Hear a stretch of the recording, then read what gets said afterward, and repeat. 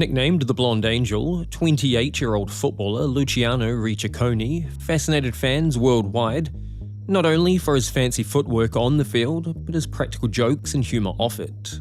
That was, however, before his untimely demise worthy of a Darwin Award in 1977. A quick recap for those unfamiliar: the Darwin Award is a satirical prize awarded to those who meet their demise in a rather ridiculous or reckless manner, therefore strengthening the human gene pool by removing themselves from it. Basically, a tongue-in-cheek play on Charles Darwin's theory of evolution. Now, Luciano Ricciconi started out playing for Italian Serie C side Pro Patria in 1968.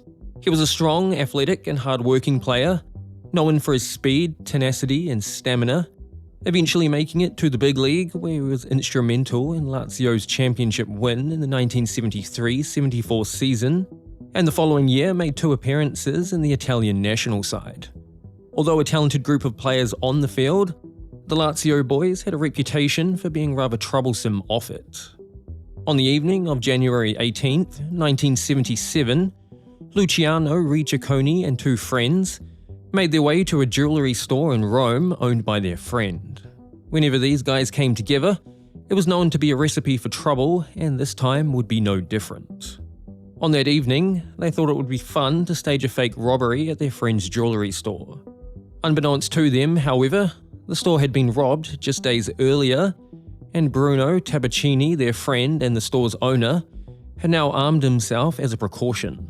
Barging in the front door with his jacket pulled up over his face, Ricciconi jokingly shouted, "Hands in the air, this is a stick-up." The jeweller, not in on the prank, promptly pulled out his handgun and shot the football star square in his chest. Lying on the floor wounded, Ricciconi was reported to have said, "It's a joke, it's a joke."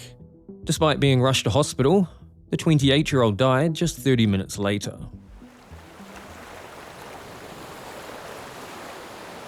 The only thing more dangerous than a person who doesn't know what they're doing is a person who thinks they do but doesn't. Now, I promise to tell you who this guy is shortly. Born on the 31st of March 1962, he was an American businessman and engineer, best known for this high-profile tragedy. A descendant of 2 signers of the Declaration of Independence, Benjamin Rush and Richard Stockton, as a child he dreamed to be an astronaut and the first person to land on Mars. In 1984, he earned his Bachelor of Science degree in Aerospace Engineering from Princeton University, and briefly became a flight test engineer on the F-15 program at McDonnell Douglas. In 1989, he received a Master of Business Administration from the University of California, Berkeley. So, what's an aviation expert with a Master's in Business supposed to do when he grows up? The answer? Charge 4 billionaires $250,000 each for a trip to the Titanic in what essentially amounted to a high-tech trash can made of carbon fibre.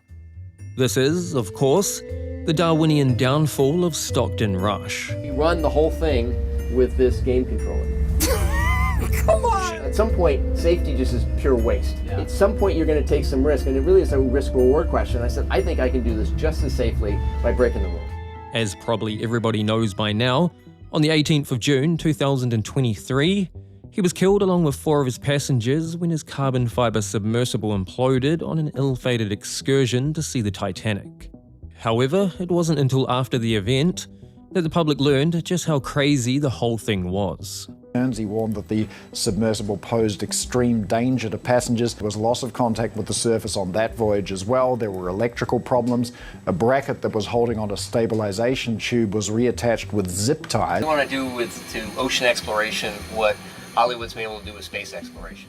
Highly critical of the Safety Act of 1993, a US law that regulated the construction of maritime tourism vessels, Stockton described it as a law that needlessly prioritized passenger safety over commercial innovation. The Titan, owned and operated by Ocean Gate Expeditions, founded by Stockton Rush, first took passengers to the Titanic in 2021. More reputable expeditions to the Titanic used a sphere-shaped submersible designed to withstand the extreme pressures at those depths, and it distributed the forces evenly around the vessel. However, to fit more paying passengers, the sphere was cast aside for an elongated carbon fibre design large enough to carry 5 people.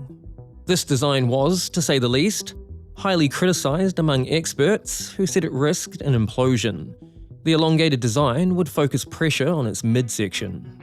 However, Rush was almost proudly defiant in the face of criticism towards the design of his sub.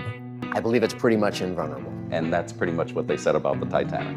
That's right. Acrylic's great because it squeezes in, and before it cracks or fails, it starts to crackle. And so you get a huge warning if it's going to fail. On the 18th of June 2023, at a depth of around 11,500 feet or 3,500 meters, under the crushing weight of 5,500 pounds or 2,500 kilograms per square inch, the Titan imploded 1 hour and 45 minutes into its journey to view the Titanic, instantly vaporizing Stockton Rush and his passengers. Oh my gosh, this is so incredible. It was such a pleasure to talk to you. I never want to scuba dive, but I definitely want to jump into a Titan submersible, so thank you so much. This is awesome. On Friday the 13th of August 1999, Scotty Millett and his sister Kimberly had an electrifying experience while attempting to view the annual Perseid meteor shower at their home in Newport Beach in California. Scott, an aspiring young astronomer, had set up his telescope for a closer look.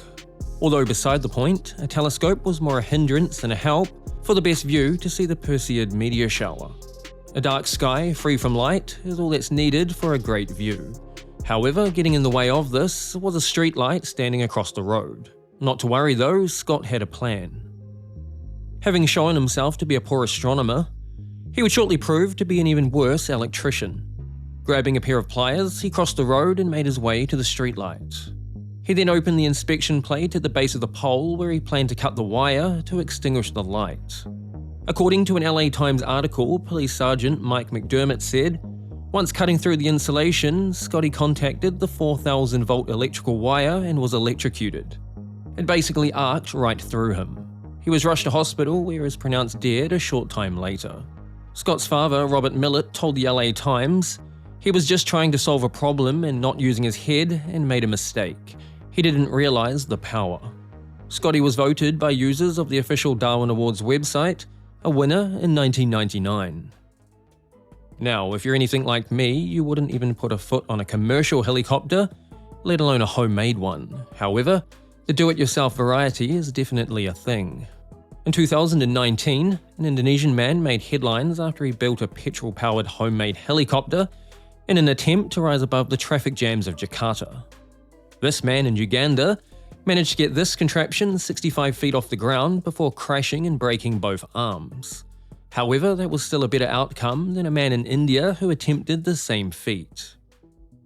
Sheikh Ismail, a 29-year-old welder turned inventor from India, was famous among village locals for his inventions and scientific aspirations. Using YouTube to teach himself the basics, he spent 2 years building a homemade helicopter using scrap metal and a car engine. Unfortunately though, things didn't quite go to plan. Although he had managed to make it 5 feet off the ground in an earlier test, pictured here on the 11th of August 2021 in an open field near his workshop, after turning the chopper on, the rear rotor blade broke off, then hit the main rotor, causing it to bend and hit the pilot in the head. His friends who had watched on in horror rushed him to hospital, but he sadly passed before they got there. Opened in 1986, the Shockwave roller coaster at Kings Dominion Amusement Park near Richmond, Virginia, was the third stand-up roller coaster built and designed by Japanese company Togo. Reaching a top speed of 50 miles per hour and a maximum height of 95 feet, it opened in 1986 and ran through to its closure in 2015. On the 23rd of August 1999, 20-year-old Timothy Fan of Long Island would complete an act while riding the Shockwave that would see him win a Darwin Award in 1999. A spokeswoman for the park said Timothy wasn't in the train when it returned to the station, but the ride's restraints had not failed and there was no mistakes on the part of the ride operators. So what had happened? The Shockwave has a double restraint system that includes a shoulder harness and a waist guard to hold the rider. So if Timothy wasn't on the ride when it returned to the station and his restraints had not failed, how had he somehow fallen off? According to multiple eyewitnesses, at some point throughout the 2-minute ride, the 20-year-old had intentionally freed himself from his restraints so he could lift his arms up in the air. Reports differ as to whether it was on the first turn or the last. Whichever it was, the forces generated by the coaster caused him to fall from the ride, sustaining a fatal head injury upon contact with a steel walkway. That's all the stories for today, and if you know a Darwinian tale you think needs telling, let me know in the comments and it may make a future one. If you enjoyed today's video, I'd love it if you subscribed and joined me for the next one. To watch another of my Darwin Award videos, you can click the link on screen. And as always, thanks for watching.